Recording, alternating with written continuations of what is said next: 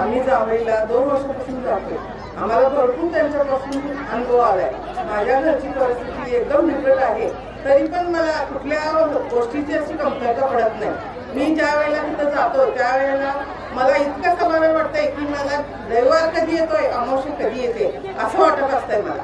माझ्या मुलाचं लग्न बाकी लोक म्हणत होती की याचं लग्न कसं होईल, त्याला कोण मुलगी देईल, याचं अजून घर नाही, दार नाही असं बोलत होती. तरी पण माझ्या मुलाचं लग्न झालं. लग्न झाल्यानंतर 1 वर्षाच्या आत माझ्या मुलाला मुलगा झाला. सगळं व्यवस्थित आहे माझ्या. आता दिवाळीत माझ्या मुलीला बरं नव्हतं, मग 5 डॉक्टरांनी दाखवलेलं आम्ही, तर ऑपरेशन करायला सांगितलेले. 5 डॉक्टरांचा रिपोर्ट बघितल्यानंतर सगळ्यांनी तेच सांगितलेलं की हिचं ऑपरेशन करायला पाहिजे आणि अर्जंट करायला पाहिजे.